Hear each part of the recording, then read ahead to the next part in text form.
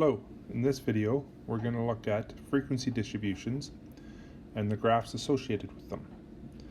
The idea of a frequency distribution is to take a large set of data and organize it into smaller groups so it's easier to understand what's going on. You'll notice the frequency distribution, which is this table, the first column is the class. This will represent your ages or wages or whatever data you're looking at.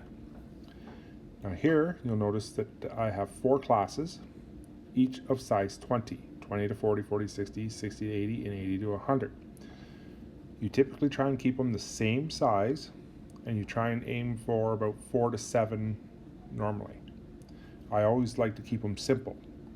Start at a nice number, count by nice numbers. Now one thing we will have to be careful of is numbers like this 60 here. The 60 will go in this third row, not in the second. Okay, so when you see 20 to 40, it's really 20 up to 40, but not including the 40. Now the midpoint is just the middle of the class. So from 20 to 40, the halfway point is the 30. Now here you'll see the first one has a frequency of 6. That's because there are 6 numbers in that class. Okay, so that's all this frequency is adding up how many are in each class. The cumulative frequency, you start off with 6, and then the second one is 6 plus 11 to give 17.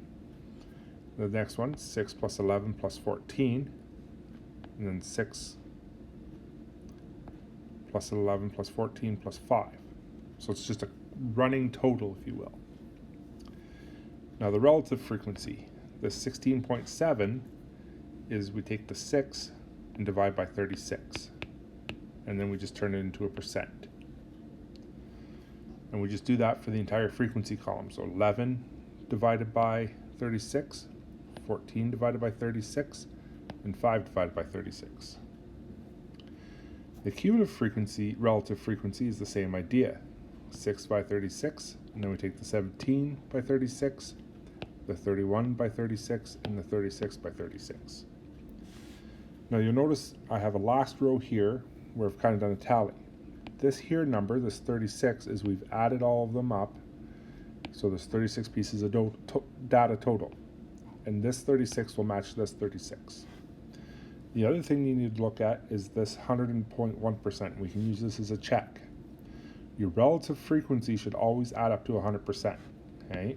So it'll be 100%, but because we rounded all these numbers, you're sometimes off by 0.1. So as long as it's 99.9% to 100.1%, you're okay. Here we have a histogram. It is a special type of bar graph. Now you'll notice a couple of things. We have the class along the horizontal axis and the frequency along the vertical axis. Now the frequency, we're just going up by 5s. Now we make that so that it goes with our frequency distribution so that we can put all the data into our frequency distribution. So you make your scales according to the numbers you're working with. Now if you look at the class, 20 to 40 was our first class. So this bar here represents the 20 to 40 group in our first one, and they had a frequency of 6. So you'll notice it goes up to about 6. Now, a couple of things with histograms is these bars should always intersect each other, or touch each other, if you will. Okay? There should be no spaces. But here at the beginning, there should be a space here unless your first class starts at 0. And the other big thing here is these. This is a scale. Okay? That is one of the big differences between a histogram and a bar graph, is that your horizontal axis is a scale, not labels. This next graph is what we call a frequency polygon. Each of these points is the midpoint frequency. So, for this first one, our midpoint for the first class was 30, and it had a frequency of 6. And we do that for each of the dots, and then we connect the dots to form this graph. Lastly, we have what we call a cumulative frequency polygon.